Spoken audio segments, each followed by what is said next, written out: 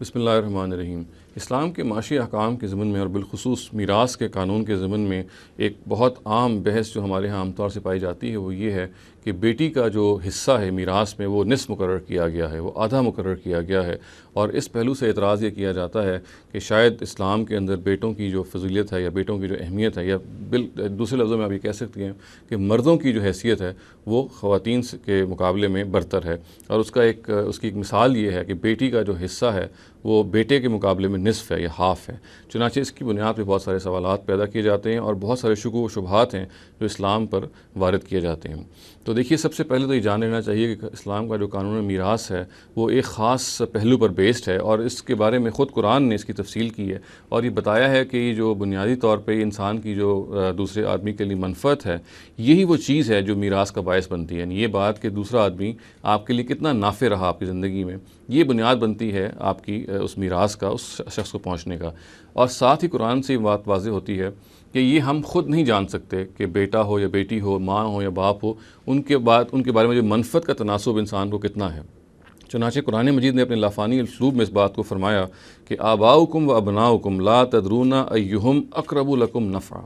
یعنی قرآن یہ کہتا ہے سورہ نساء میں کہ تم نہیں جانتے کہ تمہارے والدین اور تمہاری اولاد میں سے کون بلحاظ منفعت تم سے قریب تر ہے۔ تو پہلا تو بات جو سمجھنے کی ہے وہ یہ ہے کہ بیٹی کا حصہ ہو یا بیٹے کا حصہ ہو، والدین کا حصہ ہو یا کسی کا بھی حصہ ہو، سب سے پہلے یہ دیکھیے کہ جو تناسب قرآن نے طے کیے ہیں کیوں طے کیے ہیں۔ قرآن یہ کہتا ہے کہ آباؤکم و ابناؤکم لا تدرون ایہم اقرب لکم نفعا، چونکہ میراث کی جو بنیاد ہے وہ نفع کی بنیاد پہ ہے، اور یہ نفع اللہ تعالیٰ یہ کہتے ہیں کہ انسانی عقل اس تک نہیں پہنچ سکتی کہ 1/4، 1/5، 1/6 کے تناسب کس کے ساتھ کتنا ہو۔ اللہ تعالیٰ یہ کہتے ہیں یہ میں ہی بتا سکتا تھا کہ تناسب کیا ہو۔ چنانچہ ان کا فیصلہ یہ ہے کہ بیٹی کا جو معاملہ ہے یا بیٹی کا جو تناسب ہے، حصہ ہے میراث میں، وہ نصف ہے۔ اب ظاہر ہے کہ ہمیں اس کی بنیاد پہ یہ سمجھنے کی کوشش کرنی ہے کہ وہ کیا پہلو ہے کہ جس کی وجہ سے اللہ تعالیٰ یہ سمجھتے ہیں، اللہ تعالیٰ نے یہ فیصلہ دیا کہ ایک بیٹی کی جو منفعت ہے وہ عام طور سے اپنے والدین کے لیے وہ عادی ہوتی ہے۔ تو ذرا بادنا تأمل ہم اس چیز پہ پہنچ سکتے ہیں کہ ہم اگر خاندانی نظام کو جانتے ہوں، اور خاندانی نظام اس کے بارے میں ہمیں معلوم ہے وہ خاندانی نظام جس کا فیصلہ قرآن مجید نے سنایا، جس میں مرد ایک سربراہ ہوتا ہے، تو عام طور سے ایک والدین جو ہیں وہ اپنے بیٹے کے پاس رہنے میں یا بیٹے سے منفعت جو ان کو پہنچتی ہے اس سے کہیں زیادہ ہوتی ہے جو بیٹی کی نسبت پہنچتی ہے۔ اس کی بڑی وجہ عام طور سے یہ ہوتی ہے کہ بیٹا اپنے فیصلہ کرنے میں آزاد ہوتا ہے۔ ظاہر ہے کہ وہ سربراہ ہوتا ہے، اور ماں باپ اگر اس کے پاس رہ رہے ہوتے ہیں تو یہ ان کے لیے بھی بہت سہولت اور کمفرٹ کا باعث ہوتا ہے کہ وہ اپنے بیٹے پہ ڈیپینڈنٹ رہیں، کیونکہ وہ خود اپنے خاندان کا سربراہ ہے۔ اس کے برعکس بیٹی جو ہے وہ پھر کسی آگے ظاہر ہے کسی ہسبینڈ کی سب سروینس میں ہے ایک لحاظ سے، چنانچہ وہ خود اپنے فیصلوں میں اس طرح سے آزاد نہیں ہے، اور عام طور سے ہم یہ دیکھتے بھی ہیں کہ خاندانی نظام میں ماں باپ جو ہیں وہ بیٹی کے ہاں پہ ڈیپینڈنٹ ہونے سے بھی گریز کرتے ہیں انہی وجوہات کی وجہ سے، اور اسی وجہ سے قرآن مجید نے یہ کہا کہ جو بیٹی کی منفعت ہے وہ عادی ہے ماں باپ کے لیے۔ تاہم یہ ایک عمومی بات ہے، اس میں استثناء ہو سکتا ہے۔ مثال کے طور پہ اس طرح کی سچویشنز پیدا ہو سکتی ہیں کہ جب بیٹی کی منفعت جو ہے ماں باپ کے لیے زیادہ ہو، یا بیٹی نے بیٹے سے بڑھ کے خدمت کی ہو، تو خود قرآن مجید سے بات واضح ہوتی ہے، معلوم ہوتا ہے کہ اس کے سلسلے میں کئی انتظامات ہیں جو کیے جا سکتے ہیں۔ مثال کے طور پہ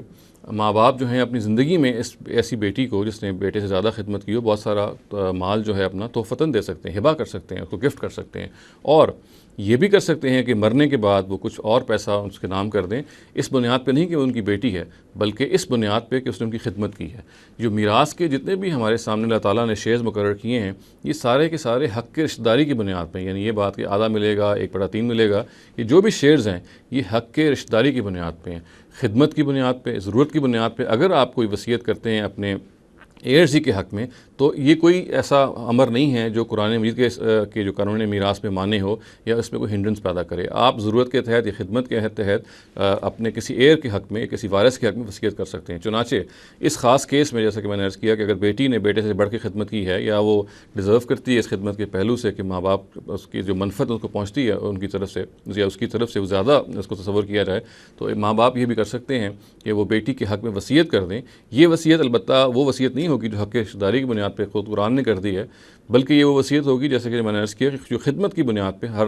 ماں باپ کو یہ حق حاصل ہے کہ وہ کریں. اس کے نتیجے میں ظاہر ہے کہ وہ جو اوور آل پیسہ ان کو اپنے ماں باپ سے ملے گا وہ اس سے زیادہ ہو سکتا ہے جو بیٹے سے، وہ برابر بھی ہو سکتا ہے. تو چنانچہ اس استثنائی صورتحال میں قرآن مجید نے اس طریقے سے یہ بات بھی ہمیں بتا دی اور سمجھا دی کہ اگر کسی وقت بیٹی کی کا نفع زیادہ ہو بیٹے کی نسبت تو پھر یہ طریقہ بھی اختیار کیا جاتا ہے. مگر تاہم عام طور سے جن ممالک میں یا جن سوسائٹیز کے اندر خاندانی نظام محکم ہے، یعنی خاندانی نظام کی اساس محکم بنیاد پہ قائم ہے، وہاں عام طور سے ایسا ہی ہوتا ہے کہ بیٹے کا نفع بیٹی کی نسبت والدین کے لیے زیادہ ہے، اور اسی وجہ سے قرآن مجید نے بیٹے کو دوہرا حصہ دلوایا ہے بیٹی کی نسبت.